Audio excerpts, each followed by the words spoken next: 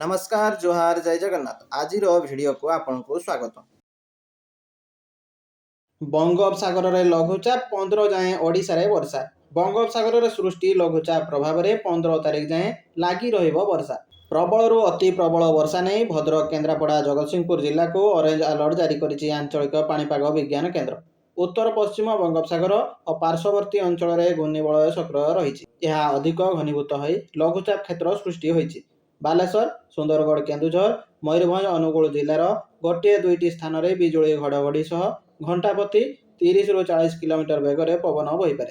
परवर्ती 24 घंटे अनुगुल केन्दुझर में प्रबल अति प्रबल वर्षा होबार संभावना रही। 30ଟି ଯାକ जिले में बिजुली घड़घड़ी सह घंटा प्रति 30 ରୁ 40 किलोमीटर बेगर पवन बहिब।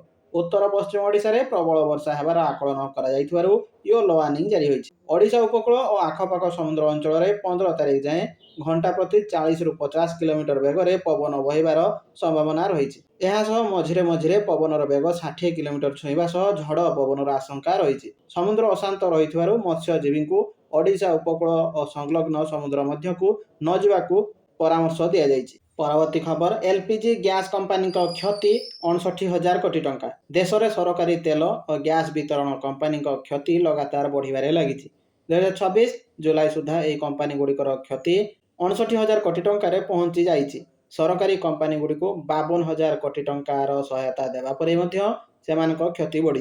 तेणु आगामी दिन में घरोई एलपीजी दाम बढ़िबा नहीं आशंका सृष्टि होइछि। सूचनायोग्य सरकारी तेल कंपनी गुड़िक ग्राहकों को क्रय मूल्य ठारू कम रे एलपीजी बिक्री करुछंती। अंतर्जातीय बजार में एलपीजी महंगा हेबा कारणरू सेमानक क्रय बाबद खर्च लगातार बढ़ी चलिछि। तेणु आगामी दिन में सरकारी कंपनी क्षति भरणा पाई गैस मूल्य बढ़िबो कि नहीं ताहा उपरे नजर समस्तंकर रहिछि। परवर्ती खबर 10 टंकिया 20 टंकिया प्लास्टिक नोट को मंजूरी। प्लास्टिक नोट को मिलिला मंजूरी।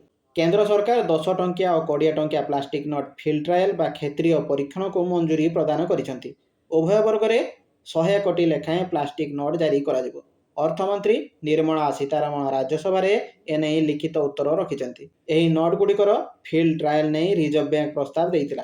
परीक्षण सफल होगा पर उभय नोट गुड़ी को नियमित भाव जारी कर। अर्थमंत्री कहते जे सरकार यह प्रस्ताव को मंजूरी दे सारी। परवर्ती खबर राजस्व आदाय व्यवस्था को अधिक दक्ष करने को मुख्यमंत्री परामर्श। मुख्यमंत्री मोहन चरण माझी लोकसेवा भवन में अर्थ विभाग समीक्षा कर राजस्व आदाय व्यवस्था को आहरी दक्ष करने सहित पुंजी और कार्यक्रम व्यय को आहरी वृद्धि करने निमंते परामर्श देइचंती।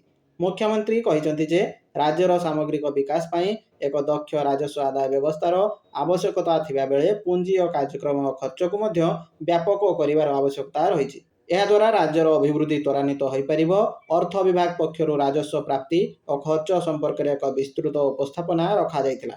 परवर्ती खबर इलेक्ट्रिक गाड़ी ग्राहकों को बड़ झटका अधा होइगला सब्सिडी। आपण एक इलेक्ट्रिक स्कूटर किंबा बाइक किनिया को प्रस्तुत होउछंती कि तेबे सरकार पीएम ई ड्राइव योजना सह जड़ित यह खबर आपण बहुत गुरुत्वपूर्ण। सरकार द्वारा जारी विज्ञप्ति अनुसार इलेक्ट्रिक 2 चकिया यान उपरे एबे प्रति किलोवाट घंटा पिछा 2500 टंका हार रे इनसेंटिव मिलिबो। पूर्वरु एही राशि प्रति किलोवाट घंटा पिछा 5,000 टंका थिला।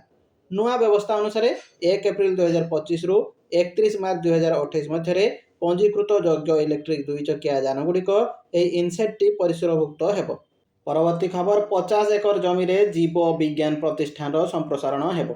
विज्ञान भित्तिक अभिवृद्धि रे ओडिशार विरल मृत्तिका सामुद्रिक जैव प्रजुक्ति और महाकाश क्षमता खोलिब नुआ सुजोग। नुआ दिल्ली रे एने केंद्र विज्ञान और प्रजुक्ति एवं भूविज्ञान राष्ट्रमंत्री डॉक्टर जितेंद्र सिंह को साक्षात करी आलोचना करिसेंती ओडिशार विज्ञान और प्रजुक्ति विद्या मंत्री कृष्णचंद्र पात्र। बैठक में ओडिशार सामुद्रिक उपकूल संपदर अधिक वैज्ञानिक उपयोग, विरल मृत्तिका खनिज अनुसंधान, महाकाश प्रयोग और उत्पादन, सामुद्रिक बायोटेक्नोलोजी एवं गवेषणा भित्तिभूमि सुदृढ़ करने उपरे गुरुत्व दिया जाइछि। परवर्ती खबर 2026 रे बड़ परिवर्तन पीएफ उठाण हेब द्रुत ईपीएफओ आणुची नुआ नियम। कर्मचारी भविष्य निधि पांठी संगठन ईपीएफओ सदस्य मानक पई 2026 वर्ष रे आणुची अनेक बड़ परिवर्तन। पीएफ टंका उठाण, यूएएन सक्रियकरण, चाकरी बदल रे पीएफ स्थानांतरण एवं दाबी समाधान भली प्रक्रिया को अधिक डिजिटाल द्रुत और सहज करने दिगरे ईपीएफओ गुरुत्व देउची। ପରବର୍ତ୍ତୀ ଖବର ଟାଟା ଗ୍ରୁପରେ ବଡ଼ ହଲଚଲ। ଟାଟା ସନ୍ସ ଚେୟାରମ୍ୟାନ୍ ପଦରୁ ଇସ୍ତଫା ଦେଲେ ଏନ୍ ଚନ୍ଦ୍ରଶେଖରନ୍। ବହୁ ବାଦବିବାଦ ପରେ ଶେଷରେ ଟାଟା ସନ୍ସର ଚେୟାରମ୍ୟାନ୍ ପଦରୁ ଇସ୍ତଫା ଦେଲେ ରତନ ଟାଟାଙ୍କ ବିଶ୍ୱସ୍ତ କୁହାଯାଉଥିବା ଏନ୍ ଚନ୍ଦ୍ରଶେଖରନ୍। ଅଗଷ୍ଟ 18 ତାରିଖରେ ଟାଟା ସନ୍ସର ଏଜିଏମ୍ ବୈଠକ ହେବା ପୂର୍ବରୁ ସେ ଇସ୍ତଫା ଦେଇଛନ୍ତି। ତେବେ ସେ 2027 ଫେବୃଆରୀ ପର୍ଯ୍ୟନ୍ତ ପଦଭାର ସମ୍ଭାଳିବେ। 2017ରେ ଚନ୍ଦ୍ରଶେଖରନ୍ ଟାଟା ସନ୍ସର ଚେୟାରମ୍ୟାନ୍ ହୋଇଥିଲେ।